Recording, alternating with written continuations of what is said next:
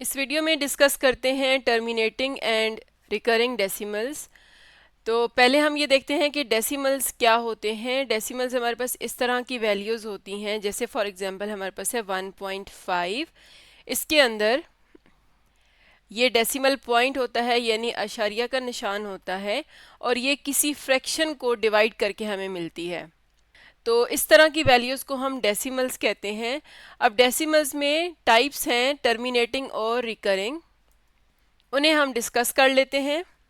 Mainly जो हम decimals को दो टाइप्स में डिवाइड करते हैं वो होती हैं terminating decimals and non terminating decimals.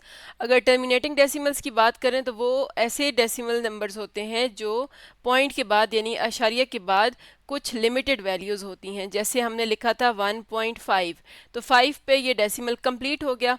इसी तरह से अगर हमारे पास है 0.125, तो इसमें पॉइंट के बाद 3 नंबर्स आए हैं, उसके बाद ये डेसिमल ख़त्म हो गया, टर्मिनेट हो गया। टर्मिनेट का मतलब होता है ख़त्म हो जाना, कंप्लीट हो जाना।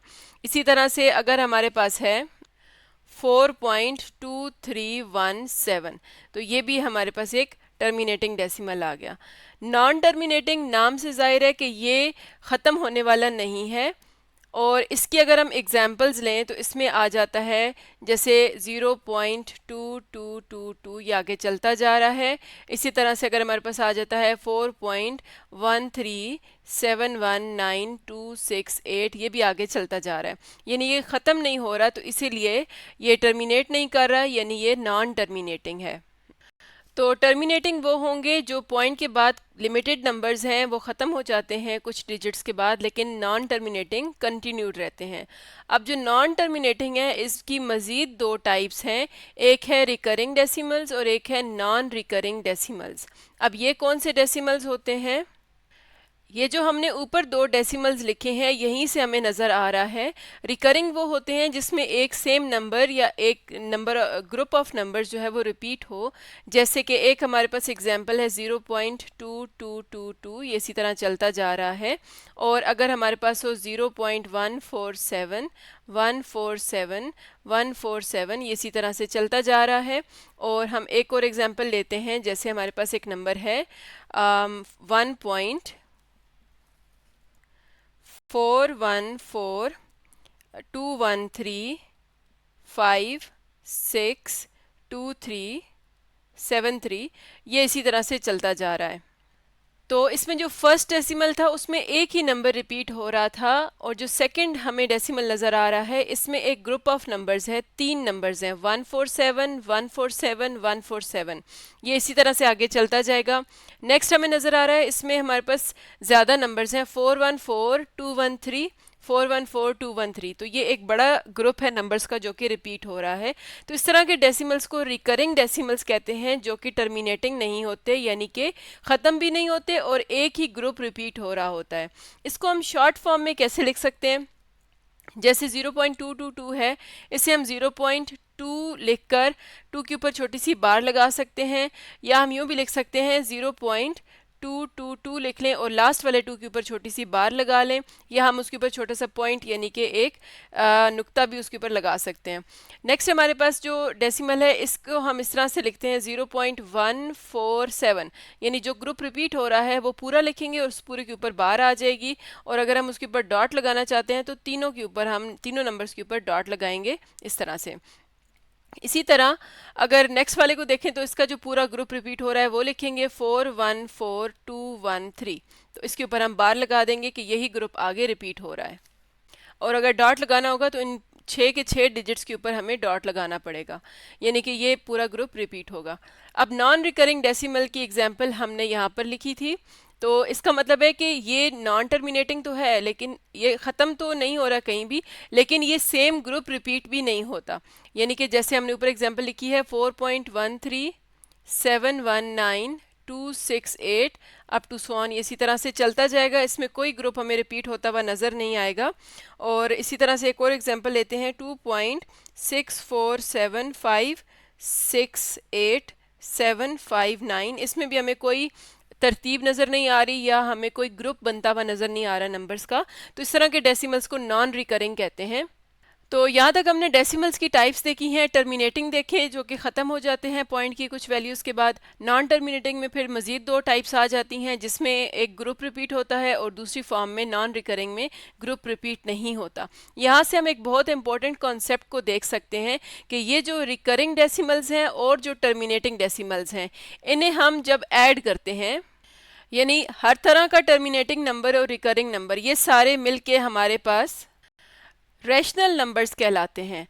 रैशनल नंबर्स को हम कहते हैं कि ये वो नंबर्स होते हैं जो फ्रैक्शन फॉर्म में लिखे जा सकें, यानी a बाय b, यानी कि न्यूमिनेटर और डिनोमिनेटर की फॉर्म में लिखे जा सकें।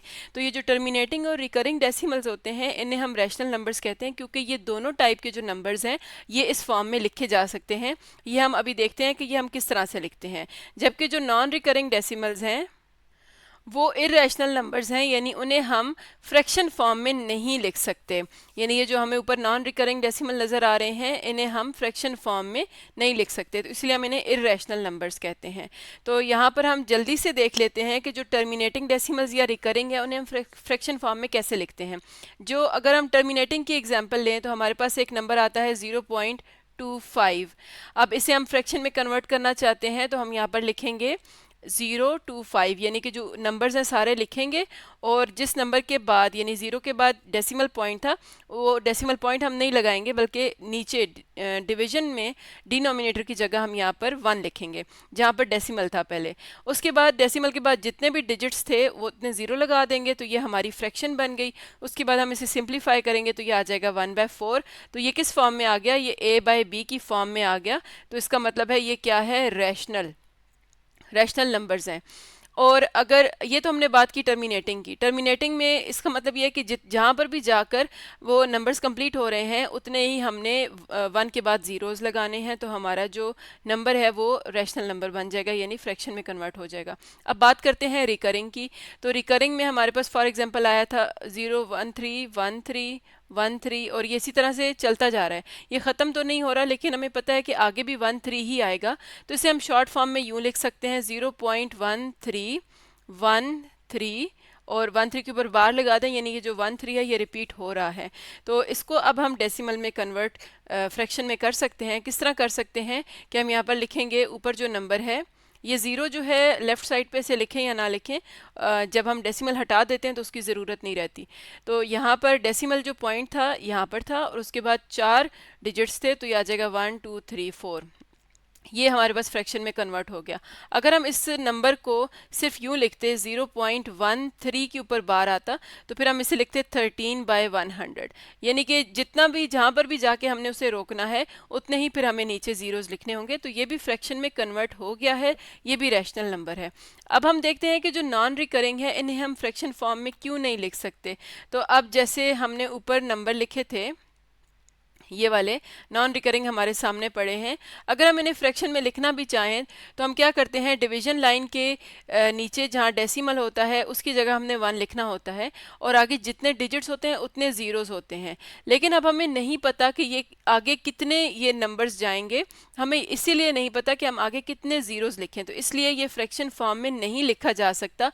और अगर ये फ्रैक्शन फॉर्म में नहीं लिखा जा सकता तो फिर हम इसे इरेशनल नंबर कहेंगे, क्योंकि हमें इसका ना तो एंडिंग पॉइंट पता है। अब यहाँ पर जो रिकरिंग होता है ये भी एंड नहीं हो रहा, लेकिन हमें इसका एंडिंग पॉइंट पता होता है कि ये जब भी जाएगा उसी सेम ग्रुप पे या नंबर पे रुकेगा। तो इस तरह से आज की वीडियो में हमने देखा कि टर्मिनेटिंग डेसिमल्स क्या हैं और नॉन टर्मिनेटिंग क्या हैं, और उसमें फिर इरेशनल और रैशनल के कॉन्सेप्ट को भी हमने समझा।